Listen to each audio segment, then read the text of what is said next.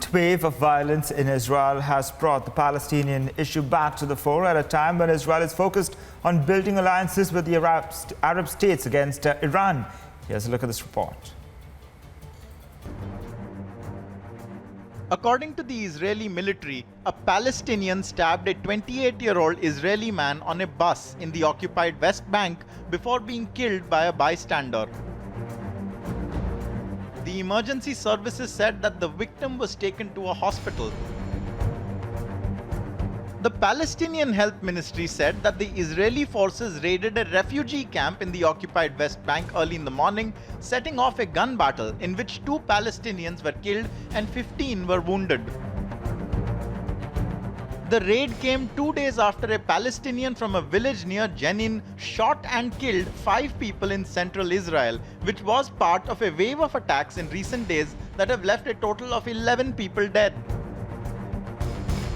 The Palestinian Health Ministry said that a 17-year-old and a 23-year-old were killed.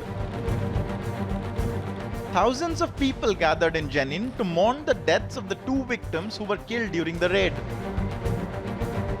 The Jenin refugee camp was the scene of one of the deadliest battles of the Second Palestinian Intifada.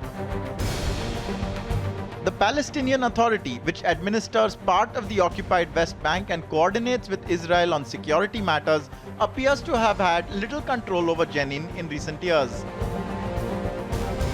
Israeli forces operating in and around the city and refugee camp often come under fire. According to the United Nations, in April 2002, Israeli forces fought Palestinian militants in the camp for nearly 3 weeks. 23 Israeli soldiers and at least 52 Palestinians, including civilians, were killed.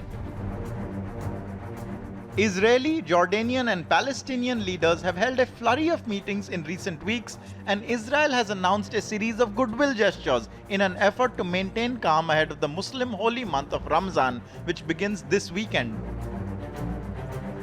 They hope to avoid a repeat of last year when clashes in Jerusalem set off an 11-day Gaza war, but the recent attacks have sent tensions soaring.